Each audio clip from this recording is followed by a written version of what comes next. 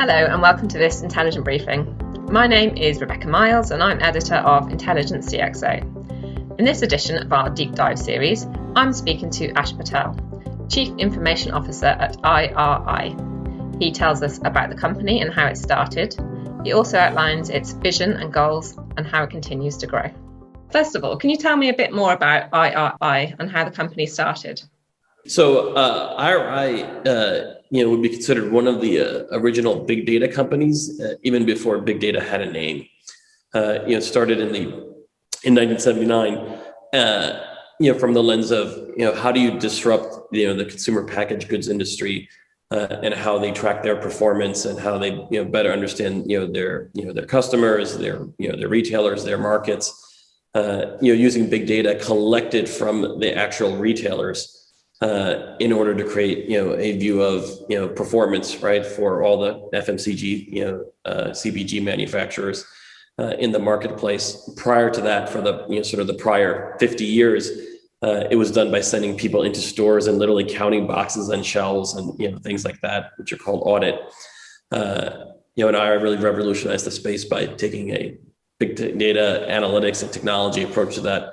In the early 80s, and then continuing to, enhance and innovate, for decades, to the point now where, IRI is viewed as, sort of three things, right? A data company, a technology company, and a data science or analytics company, sort of put together in order to deliver, those services to the CPG and the retail industry. So it was really ahead of the curve then in terms of data, big data. Yeah. That's right. That's right. How has the company grown then since it started, and how have you helped to ensure growth? So, as I mentioned, right, a big part of our sort of core differentiation is leveraging technology. Now, right, with the data, sets having become so enormous, right, between, the sales in the, in the various stores, online, social, advertising, television advertising, right, all sorts of other data sets, weather forecasting, economic factors, things like that. It's not a lake of data, it's an ocean. And so the most effective way to help our clients find, their growth opportunities and their issues is to leverage technology to, and AI and machine learning and analytics to, help surface those opportunities. Because, doing it the traditional way of, an expert at our client sort of analyzing a report or running an ad hoc query just no longer scales, right? It's just ineffective compared to the scale of the data. And so we've continued to grow and manage to innovate in terms of just how effective our technology and our analytics, our AI ML is in terms of helping clients find those opportunities. And what's the business's approach to management? Our business approach to management is kind of embedded in our tagline. It's called Growth Delivered. And so we orientate ourselves on helping our clients drive growth. It's how our organization is structured. It's how our organization is incented in terms of, how they're paid, in terms of driving, value and impact to our clients using our tools, right? Our data, our technology, our analytics to help our clients grow. And that's sort of the core mission of our firm. There are other competitors in the space that really don't approach it from that lens. They approach it from the lens of, hey, we'll sell you data, or hey, we'll sell you technology, or we'll sell you analytics overall, but not from the lens of, our core mission is to help our clients, improve their own performance. Okay, I think that relates to the next question as well, because what is your company's vision and goals? Our vision, going forward is, in some ways to take what we've done, for our industry and apply it to others, related adjacencies, to really drive, sort of efficiency in terms of what we call it the triangle, right? Manufacturers that make products, retailers or e-tailers, online retailers that sell products, and then the media or marketing ecosystem that helps generate demand for those products. And to drive efficiency between each of those three sort of macro industries in any given country or economy is substantial. I'll give you an example out of the United States. We track and help optimize $1.5 trillion of CPG consumer packaged goods, sales, right? All from the bottom up, right? Meaning every individual, sale of every individual, SKU in every individual store, rolled up to, what is effectively gross domestic product in a country, for those types of products. And so really driving these macro industries in terms of manufacturers, retailers, and then, call it advertisers, the media ecosystem, which are significant chunks of the economy. And so, we hope to continue to be able to do that in our industries, but to really be able to take what we've perfected over many decades and bring that to other industries. Great, thank you. I think you kind of just answered this next question, but what kind of clients and market do you serve? Yeah, and so currently we serve three main industries, right? So consumer packaged goods, also known as FMCG in other parts of the world, fast-moving consumer goods, retailers, both brick and mortar and online, and sort of everything in between, right? Click and collect, et cetera. And then increasingly, sort of the media ecosystem. So publishers, right? Like Google and Facebook, to advertisers, to agencies. Overall, so sort of that whole ecosystem of marketing is sort of the third pillar of who we serve. Okay, thank you. You just mentioned the bricks and mortar stores. I imagine this last year you've had to change in different ways because of the pandemic. Yeah, interestingly enough, our clients, counterintuitively did incredibly well last year. Right. With all the pantry stocking and all the sort of the mad rush to fill your kitchen and your pantry during lockdowns, and restaurant dining and other things being closed, and so we saw a peak in demand for our services tied to helping our manufacturers and helping our retailers really figure out where's the best place to deliver their limited supply, right? Just keeping their factories running at full steam to get product out the door and shelf stocked, and where best to redirect that product from a supply chain perspective. What assortment, so what size products to make, with their constrained factory capacity, because demand spikes so tremendously overall. And so we interestingly had quite a busy year last year, helping our clients basically feed the population in the various countries we operate in. And was that challenging to deal with the increase in demand? It was.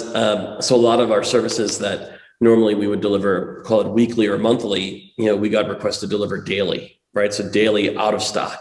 Right, analytics in terms of where is toilet paper out of stock, or cereal or beer or whatever product it may have been, and really accelerated our delivery of those capabilities to clients so that they could react quickly based upon which parts of the given country were in lockdown or who had significant cases, or for example, in different parts of the world, right, different parts of a country were impacted, right, differently based upon actions the local state or province took, right, versus others. And so really dynamic, really fluid situation last year for retailers and manufacturers, and as well as advertising, right? In many cases, advertising itself took a drop, right, because you didn't need to advertise. People were going to buy your product somewhat indiscriminately, right, because they needed it.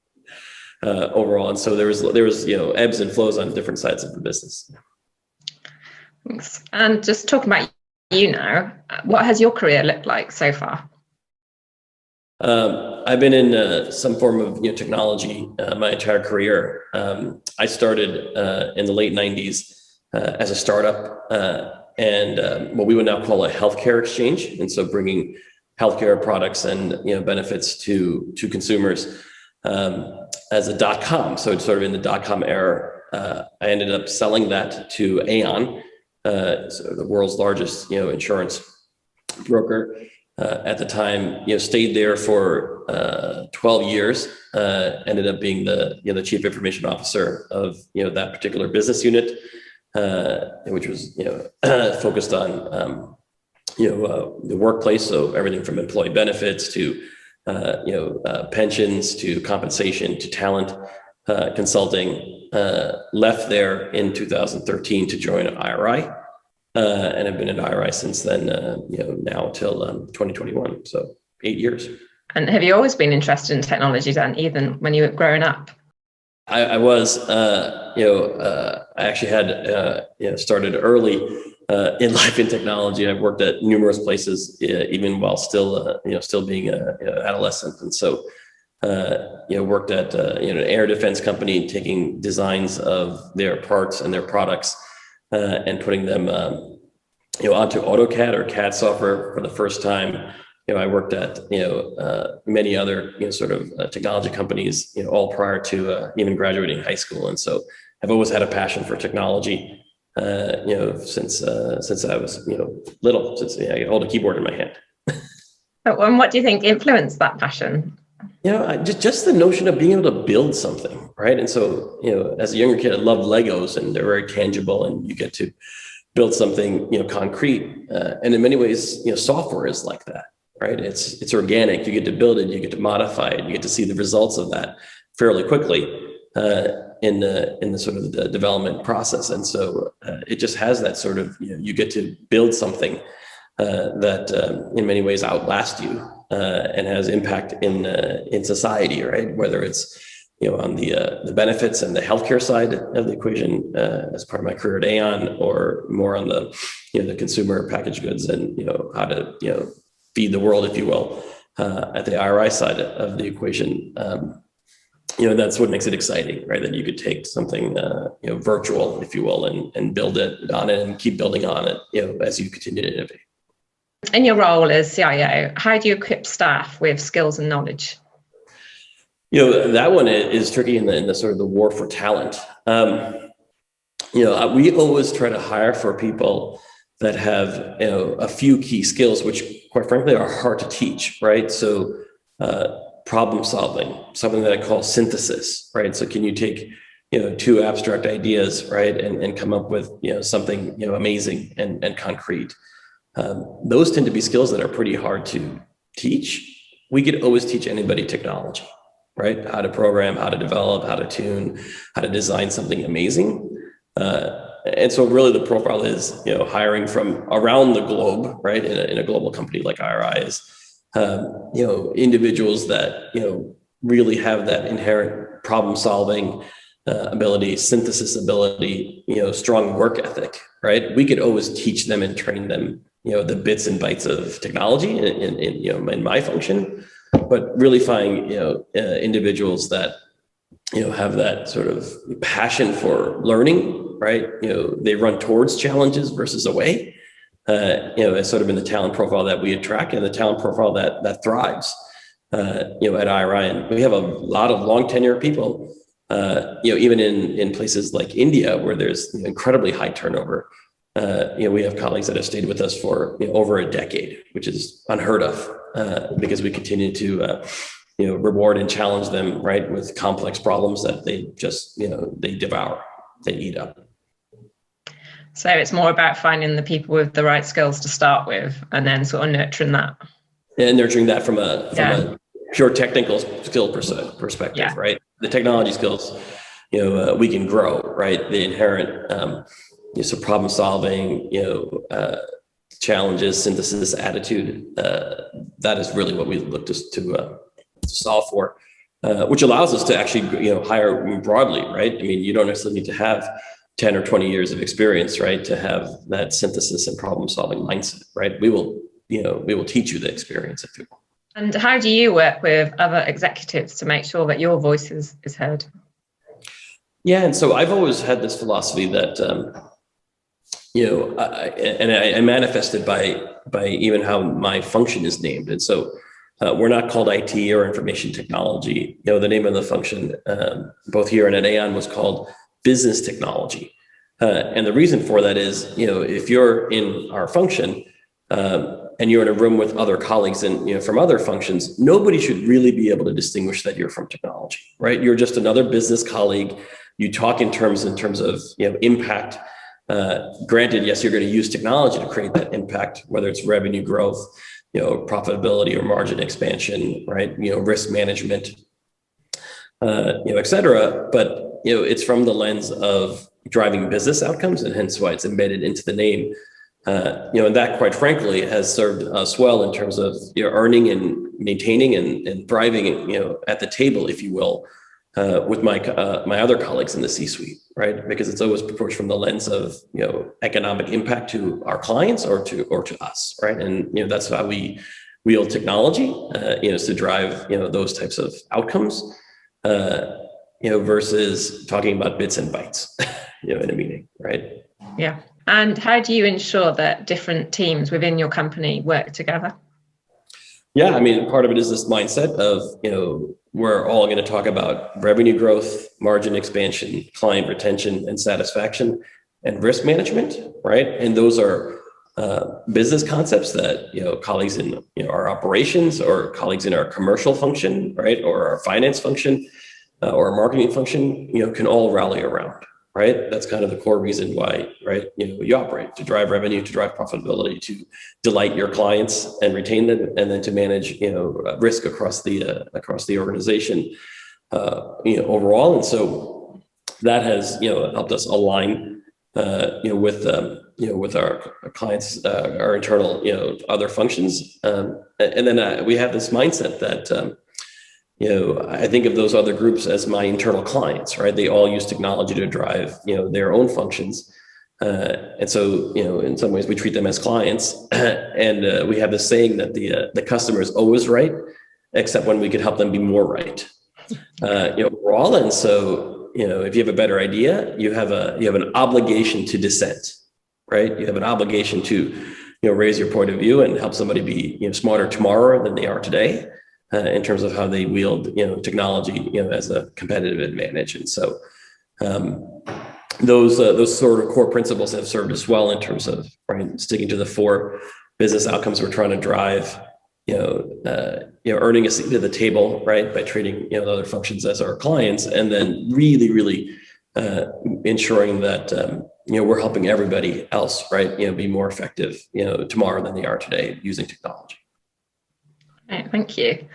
And is there anything else about the business which we haven't touched upon, which you'd like to talk about?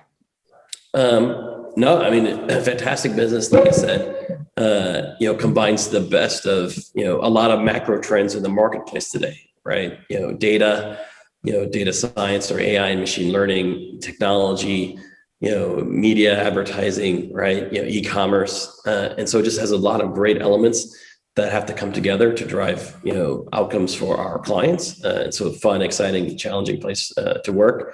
And as I said earlier, right, we'd love to take some of that, our secret sauce and start applying it to, to other industries.